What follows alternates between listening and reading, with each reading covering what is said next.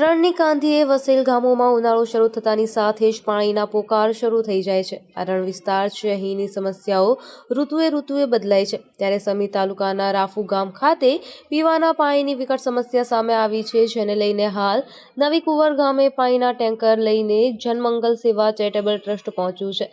ત્યારે તંત્રની કામગીરી સામે અનેક સવાલો ઊભા થઈ રહ્યા છે।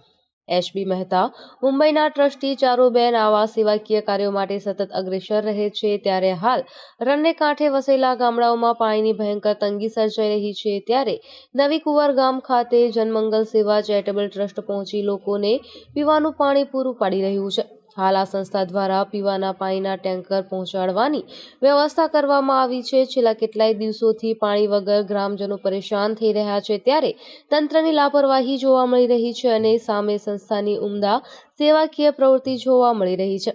જનમંગલ સેવા ચેરિટેબલ ટ્રસ્ટ શંખેશ્વર અંતર્ગત ચાલતી વિવિધ સેવાકીય પ્રવૃત્તિઓ સીવણ, નર્સિંગ અને કોમ્પ્યુટરની સાથે સાથે પાણીના ટેન્કરનો એક નવો જ અધ્યાય રણને કાંઠે વસેલા ગામોમાં શરૂ કરવામાં આવ્યો છે। અમારા ગામમાં કેનાલનું પાણી ઠામકોઈ આવતું નહીં, તલાઈ બધે ખાલી પડ્યા છે। ગામમાં ખાડા ખબૂચાઈ જાય, પાણીના નહીં, અમારે પાણી પીવાનું નહીં કે વાપરવાનું નહીં। આ બોર ખાલી 4 મહિના અમારા ગામમાં વપરાય છે, તો બોરનું પાણી બંધ થશે એટલે ગામની વસ્તી ચાકર વાપરવા જશે પાણી। ચાય પાણી આવતું નહીં તો અમારે પીવાનું શું? આખી ગામની વસ્તી રાડ પાડે છે। અમારે જે પાણી મળતું નહીં, અમે ગામમાં જાય, શ્યામમાં જાય, તલા જાય, એમાં અત્યારે તો બરોબર કામની સિઝન છે। હવે અમે પાણી ભરીએ કે અમારા છોકરા રાખીએ, કામનું શ્યામનું કામ કરીએ। આ 3 કલાકથી હું 1 વાગે આવી, તારની આવી, 3 કલાકથી બેડું લઈને બેઠી, હજુ નહીં ટંકર આવ્યું કે નહીં મારો પાણીનો નંબર આવ્યો।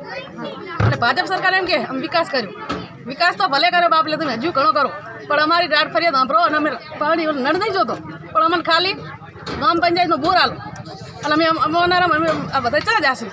Bureau report Anil Ramanuj, Radhanpur.